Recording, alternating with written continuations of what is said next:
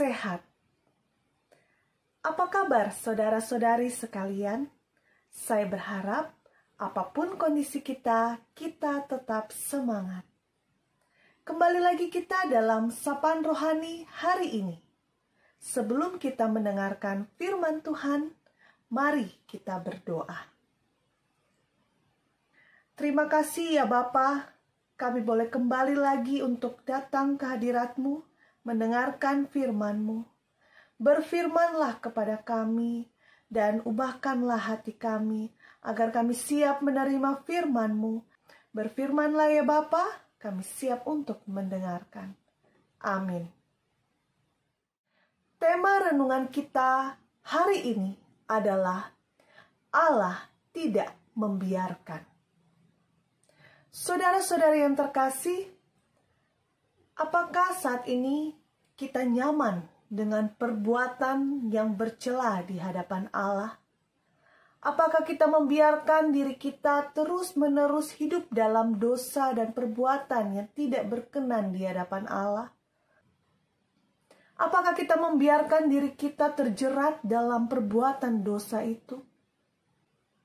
Hari ini melalui firman-Nya yang terambil dari Yeremia 25 ayat 8 sampai ayat 17, kita akan melihat bahwa Allah tidak membiarkan umat-Nya terus-menerus hidup dalam ketidaktaatan. Saya akan membacakan ayat 8 sampai ayat 11. Sebab itu beginilah firman Tuhan semesta alam.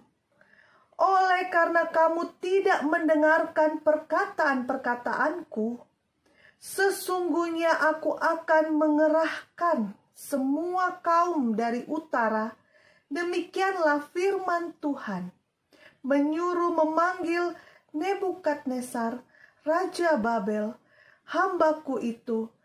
Aku akan mendatangkan mereka melawan negeri ini, melawan penduduknya, dan melawan bangsa-bangsa sekeliling ini, yang akan kutumpas dan kubuat menjadi kengerian, menjadi sasaran, suitan, dan menjadi ketandusan untuk selama-lamanya.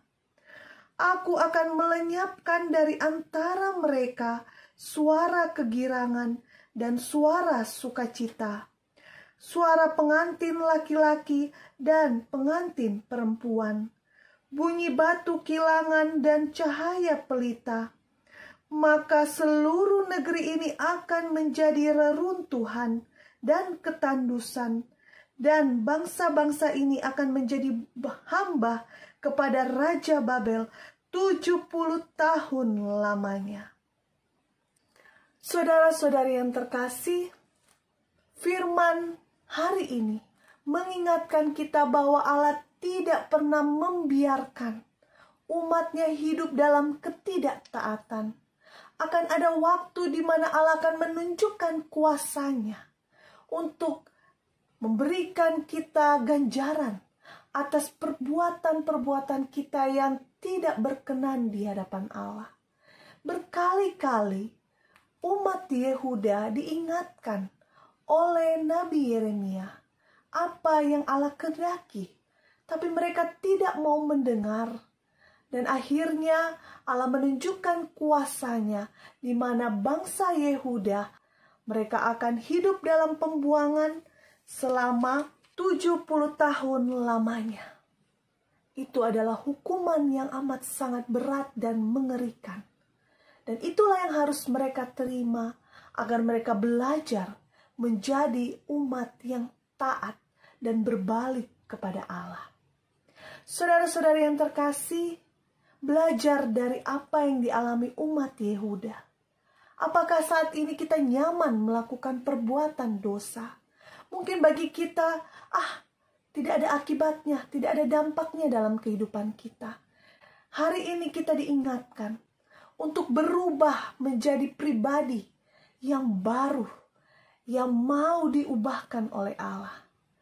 Dan kita mau hidup dalam pertobatan.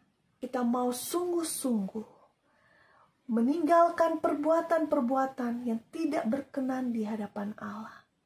inilah kesempatan bagi kita untuk berbalik kepada Allah, dan kita tidak akan menyia-nyiakan kesempatan berharga ini. Mari sambil mengingat apa yang kita lakukan yang sudah mendukakan hati Tuhan, kita mau bersatu di dalam doa. Bapa di surga, saat ini dalam kerendahan hati kami mau mengakui segala dosa dan perbuatan kami yang tidak berkenan di hadapan-Mu. Engkaulah yang tahu apa yang kami lakukan dan itu tidak berkenan. Ampunilah kami ya Bapa. Mampukan kami untuk menjadi pribadi yang mau berubah, meninggalkan perbuatan-perbuatan dosa.